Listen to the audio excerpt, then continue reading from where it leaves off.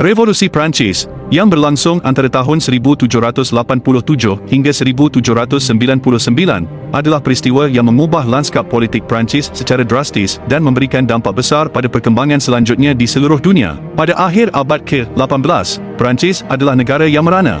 Ketidaksetaraan sosial yang merajalela, ekonomi yang hancur, dan pemerintahan yang tidak efektif memicu kemarahan rakyat jelata. Revolusi ini diawali oleh kondisi yang memburuk di Perancis pada akhir abad ke-18. Krisis kewangan berkepanjangan akibat pengeluaran berlebihan, perang-perang yang mahal, dan beban pajak yang tinggi membebani rakyat Perancis. Di tengah ketidakpuasan, Louis XVI naik takhta pada tahun 1774 dengan pemerintahan yang tidak efisien dan mahal. Raja Louis XVI dan Ratu Marie Antoinette menjadi simbol ketidakpuasan ini. Raja Louis XVI, seorang penguasa yang kurang mampu, gagal menghadapi krisis finansial dan ketidakpuasan rakyat. Upayanya untuk membatasi pengeluaran kerajaan gagal dan memicu kemarahan rakyat. Ratu Marie Antoinette, dengan gaya hidup mewahnya, menjadi bahan olok-olok rakyat yang sengsara. Ungkapan terkenalnya, "Kalau rakyat tak punya roti, berilah mereka kuih," mencerminkan ketidakpedulian kaum bangsawan terhadap penderitaan rakyat.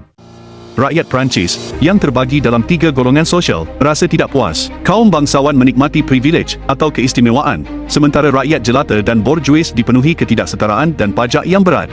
4 Juli 1789 menjadi titik awal revolusi. Rakyat Paris menggempur penjara Basti sebagai simbol ketidakpuasan mereka terhadap pemerintah. Pembobolan ini tidak hanya mengguncang Paris tetapi juga seluruh Perancis. Fase teror dimulai pada tahun 1793 yang merupakan puncak revolusi, dengan naiknya kekuasaan kelompok radikal yang dikenal sebagai Jacobin. Ketika Raja Louis XVI dieksekusi dan pemerintahan Jacobin radikal langsung mengambil alih, dipimpin oleh Maximilien Robespierre.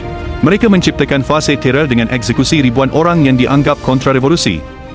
Revolusi Perancis mencapai akhirnya pada 1799 ketika Napoleon Bonaparte mengambil alih kekuasaan. Revolusi Perancis bukan sekadar penggulingan monarki, melainkan juga pencipta gagasan-gagasan revolusioner yang memengaruhi perkembangan politik di seluruh dunia.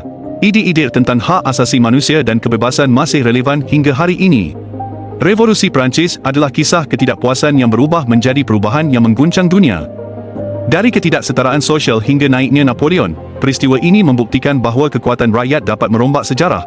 Sekian kisah singkat tentang Revolusi Perancis. Semoga kalian suka dengan video ini dan dapat memberikan manfaat kepada para penonton. Sampai bertemu di video selanjutnya.